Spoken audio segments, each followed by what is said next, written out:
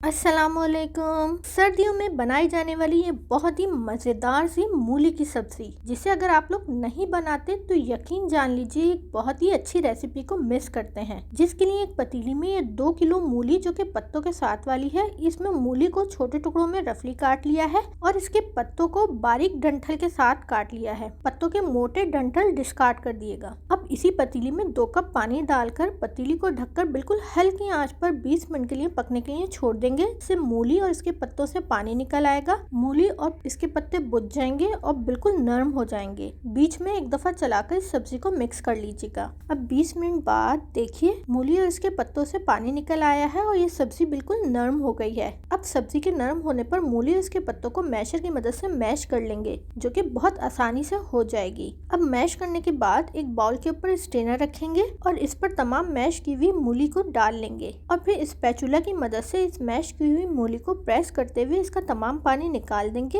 इस निकलने वाले पानी को डिस्कार्ड कर देंगे। अब ये मूली पकने के लिए तैयार है। अब चलते हैं पकाने की जानिब, जिसके लिए एक पतीली में आधा कप तेल लेकर पहले इसको हल्का सा गर्म कर लेंगे। अब इसमें एक दरमियाने साइज की प्याज जिसे बिल्कुल बारीक चॉप कर लिया है इसे डालेंगे। साथ ही इसके 2 खाने के चमचे बारीक चॉप किया हुआ लहसुन डालकर इन दोनों अज्जा को मिक्स करते हुए हल्का सा सुनहरा हो जाने तक फ्राई करेंगे। प्याज और लहसुन के सुनहरा होने पर इसमें 1 चाय का चमचा साबुत सफेद जीरा, 2 से 3 अदद साबुत लाल मिर्च, ये प्रेजेंटेशन में अच्छी लगती हैं। 1 चाय का चमचा ये जितना आप तीखा खाते हो कुटी लाल मिर्च और हस्बे जायका नमक डालकर इन मसालों को भूनेंगे, जिससे मसालों का कच्चापन खत्म हो जाएगा। अब मसाला भुनने के बाद जो पानी निकली हुई मूली है इसे डालकर मिक्स करते हुए इस मूली की भुनाई करेंगे, जिससे इस सब्जी का तमाम पानी खुश्क हो जाएगा और तेल किनारों से अलहदा हो जाएगा। इस सब्जी की जितनी अच्छी भुनाई करेंगे इस सब्जी का पकने के बाद इतना ही अच्छा टेस्ट आएगा। देखिए सब्जी अच्छे से भुन गई है और तेल किनारों से अलहदा हो गया है। अब फ्लेम बंद कर देंगे। अब ये सब्जी तैयार है। अब इसे सर्विंग डिश में निकालकर गर्मा गर्म चपाती के साथ सर्व करेंगे।